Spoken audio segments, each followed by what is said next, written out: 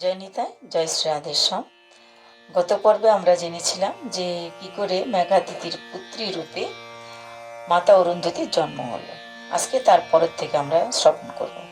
তো মেঘাতিথির কন্যা রূপে যখন মাতা অরুন্ধতির জন্ম নিলেন, মেঘাতিথি বহুত প্রসন্ন হলেন এবং নাম রাখলেন অরুন্ধতী। ধীরে ধীরে অরুন্ধতী আশ্রমে বড় হতে থাকলেন। মেঘাতিথি তাকে সমস্ত শিক্ষা দীক্ষায় পারদর্শী করছিলেন এবং আশ্রমের নিয়ম কানুন সবকিছু তিনি ঠিকঠাক মেনে চলছিলেন। ধীরে ধীরে যখন তিনি একটু বড় হলেন, বিবাহের উপযুক্ত হলেন, তখন একদিন নারদ মুনি এসে মেঘাতিথিকে সমস্ত কিছু জানালেন এবং তিনি এই অরুন্ধতী দেবীকে নিয়ে সূর্যলোকে চলে গেলেন। তো অরুন্ধতী কিছুদিন ও সূর্যলোকে ছিলেন। সূর্য দেবতার পত্নী সেই সময় ছিলেন দেবী সাবিত্রী। অর্থাৎ কল্পভেদে বিভিন্ন সময় ভেদে বিভিন্ন দেবতার স্ত্রীদের নাম পরিবর্তন হয়। যেরকম আমরা এখন জানি সূর্যদেবের পত্নী রূপে কাকে, দেবী সন্ধ্যা এবং ছায়াকে। কিন্তু যে সময়ের কথা আমরা শ্রবণ করছি সে সময়ে সূর্য দেবতার পত্নীর নাম ছিল দেবী সাবিত্রী।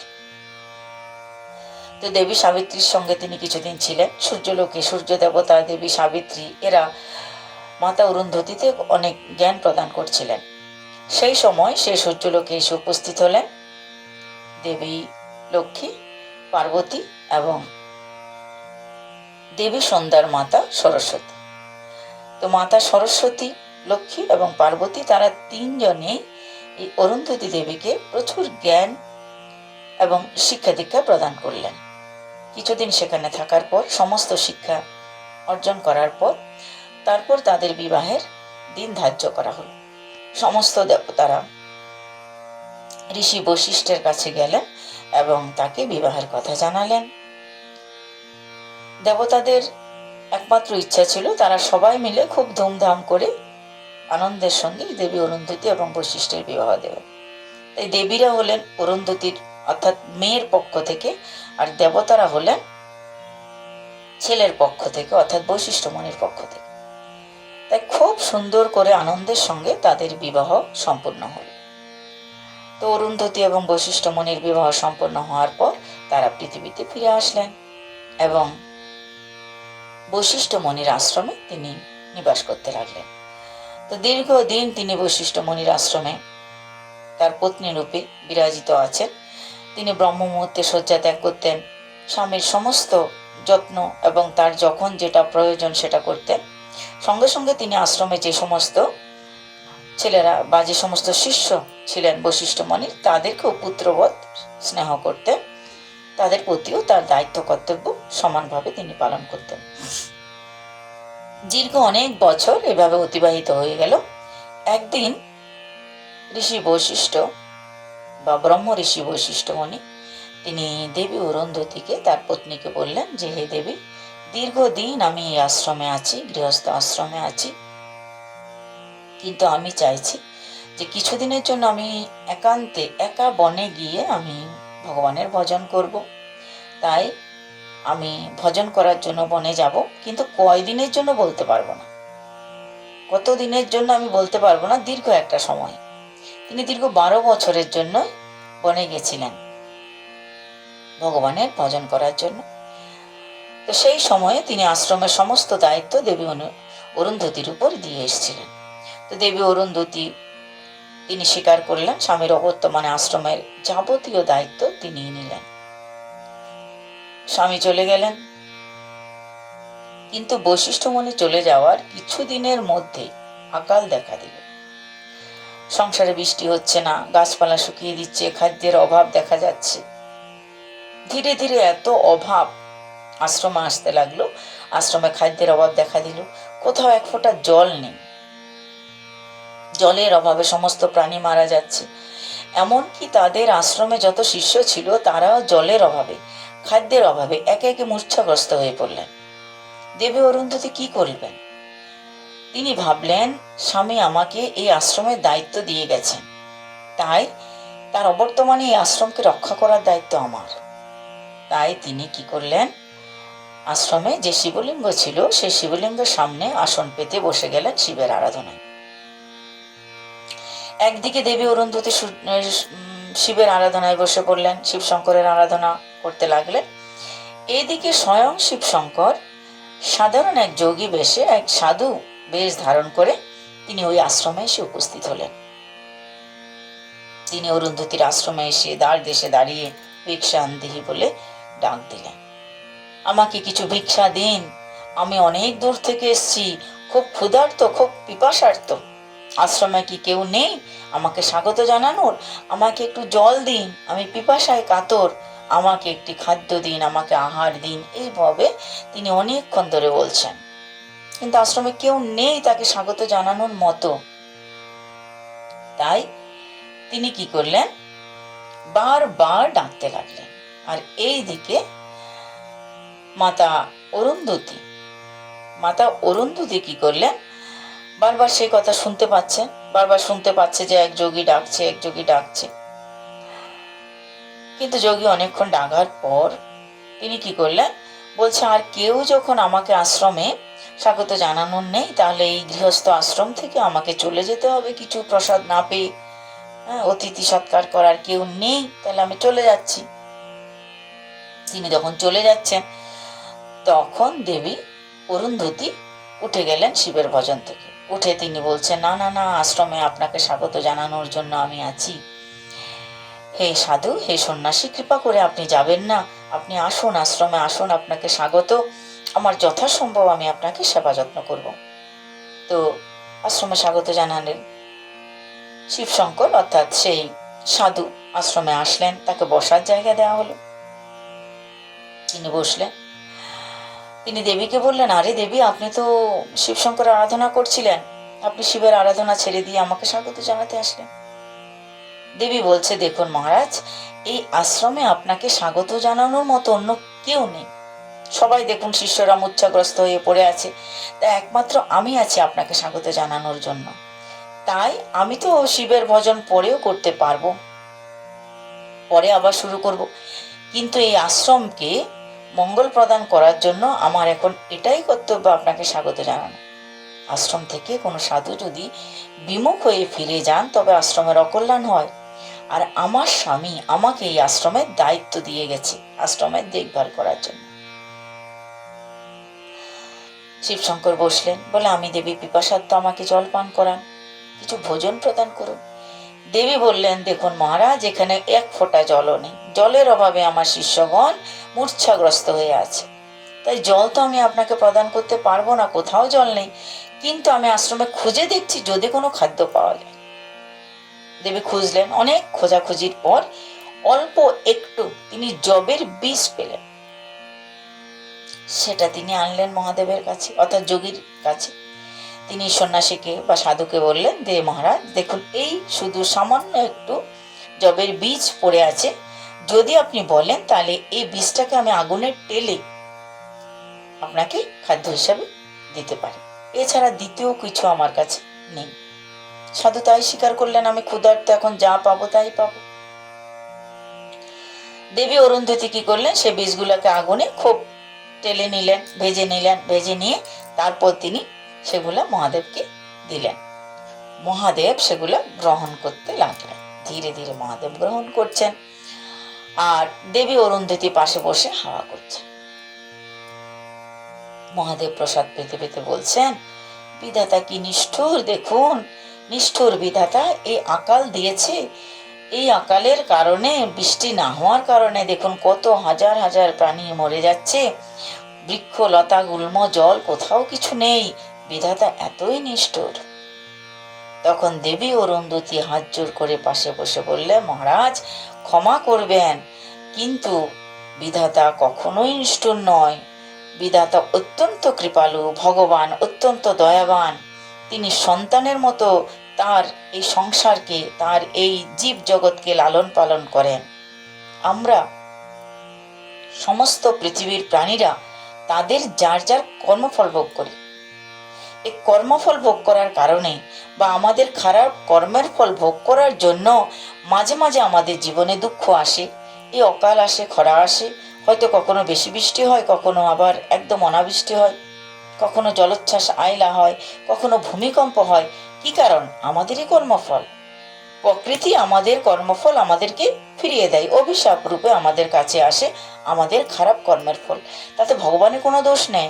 হে প্রভু, ভগবান তো অত্যন্ত দয়ালু, তিনি তো মায়ের থেকেও বেশি আমাদেরকে ভালোবাসেন। এই জীব জগতের কত আহার আমাদের জন্য দিয়েছেন, সূর্যের তাপ দিয়েছেন, সুন্দর সমীরণ দিয়েছেন, চন্দ্রের শীতলতা দিয়েছেন। আর কি চাই? থাকার জন্য, খাওয়ার জন্য যাবতীয় সবকিছু তিনি আমাদের প্রদান করেছেন। মায়ের মতো হে প্রভু, ভগবান কখনো নিষ্ঠুর নয়। এইভাবে দেবী অরুন্ধতী বলতে থাকলেন। অর্থাৎ তিনি ভগবানের ভক্তির, বৈরাগ্যের, জ্ঞানের সমস্ত কিছু মিশিয়ে প্রবচন দিতে লাগলেন যে ভগবান কত আন্তরিকভাবে জীব জগৎকে লালন পালন করে। কেবল জীব নিজের দোষেই কষ্ট পায়, এতে ভগবানের কোনো দোষ নেই। তাই ভাগবতীয় তত্ত্বকথা তিনি ধীরে ধীরে ধীরে ধীরে শিবশঙ্করকে শ্রবণ করাচ্ছেন, আর শিবশঙ্কর ধীরে ধীরে প্রসাদ পাচ্ছেন আর কাহিনী শ্রবণ করছেন। কিন্তু এই যে শ্রবণ করাচ্ছে দেবী অরুন্ধতী, কতদিন কতদিন তিনি এই কথা বলে যাচ্ছেন, এই প্রবচন কতদিন? এই প্রবচন তিনি 12 বছর ধরে দিতে থাকলেন। কারো সময়ের জ্ঞান নেই। দেবী অরুন্ধতী জানতেও পারছে না, বুঝতেও পারছে না কত দিন রাত চলে যাচ্ছে।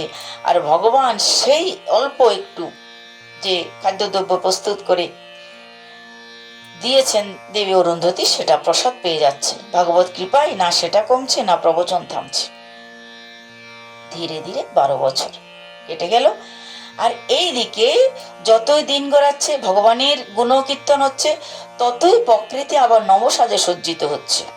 ধীরে ধীরে বৃষ্টি হচ্ছে, ধীরে ধীরে পৃথিবীর বুক চিরে নতুন নতুন বৃক্ষলতার জন্ম হচ্ছে, খাদ্যদ্রব্য উৎপন্ন হচ্ছে, জলে পৃথিবী পরিপূর্ণ হচ্ছে, সব জায়গায় সুজলা সফলা শস্য শ্যামলা হয়ে যাচ্ছে।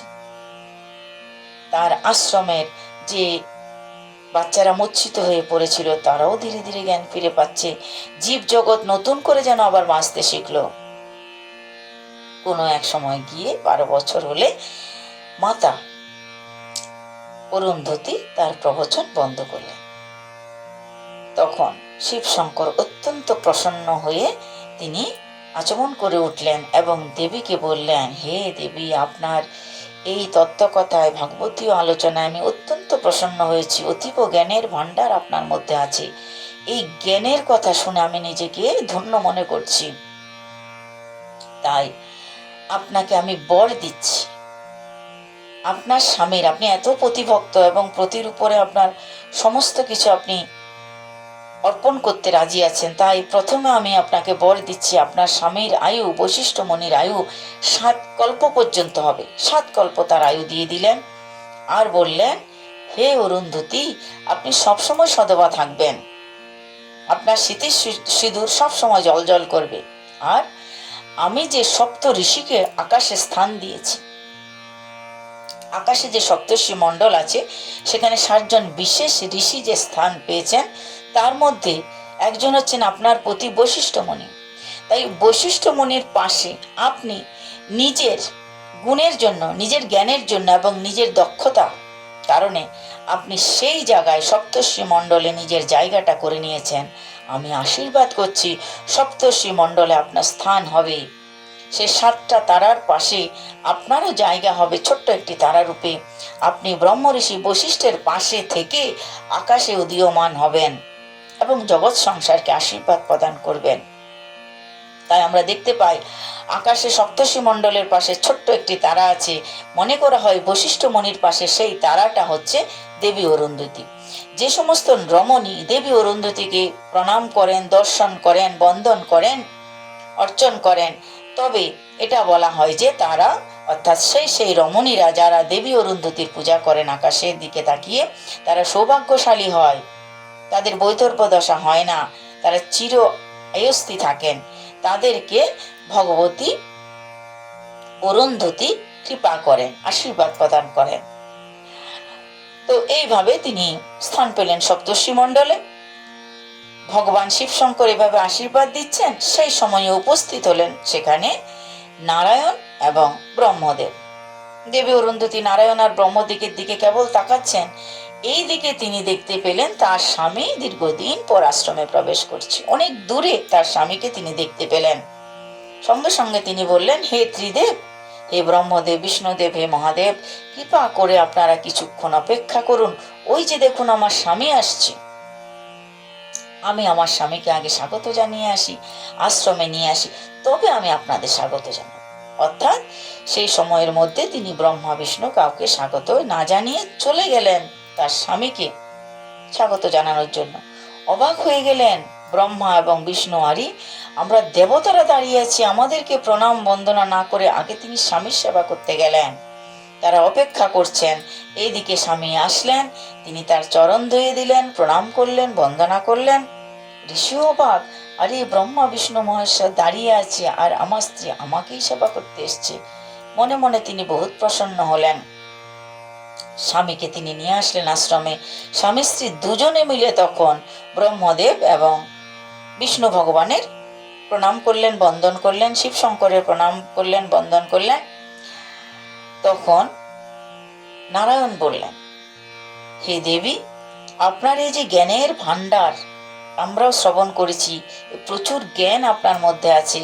হে মাতা, কৃপা করে আপনার এই জ্ঞান আমাদেরকে প্রদান করুন। এই বিশাল জ্ঞানের ভান্ডার আমাদেরকেও কিছু দিন এই ভান্ডার থেকে। হে দেবী, আমরা আপনার শিষ্য হতে চাই, কৃপা করে আপনি আমাদেরকে নিজের শিষ্যরূপে স্বীকার করুন।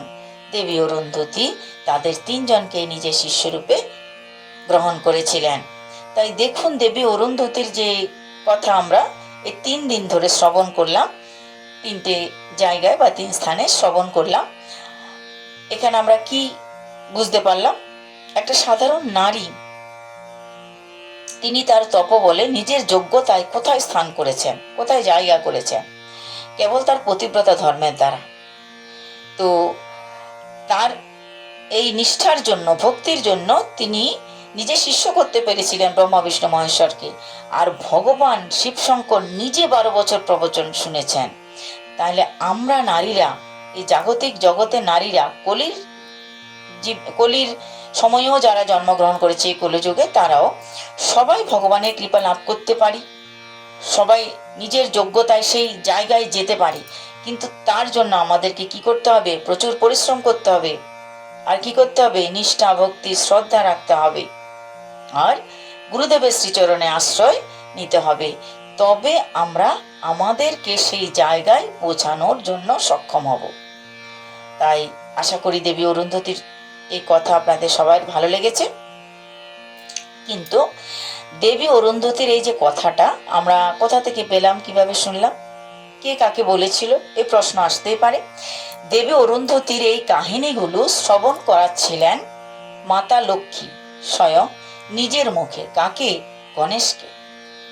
আপনারা কি জানেন, বছরের কোনো একটা দিনে লক্ষ্মী আর নারায়ণের পূজা না হয়ে লক্ষ্মী আর গণেশের পূজা হয়।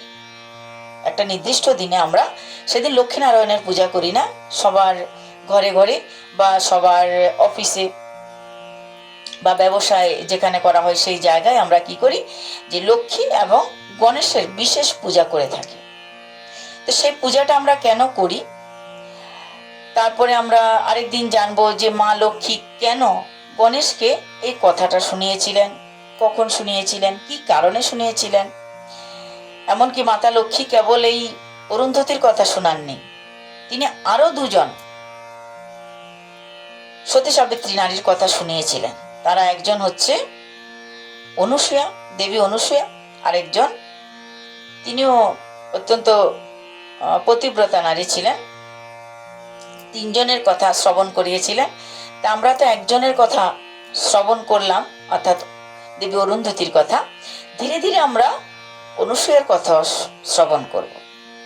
আর আমরা জানবো এর পরের আলোচনায় যে কেন লক্ষ্মী আর গণেশের একসাথে পূজা করা হয়, নারায়ণের পূজা না করে কেন সেদিন লক্ষ্মী নারায়ণের পূজা না হয়ে গণেশ আর লক্ষ্মীর পূজা হয়, আর কি কারণেই বা মাতা লক্ষ্মী গণেশকে কাহিনী শ্রবণ করিয়েছেন।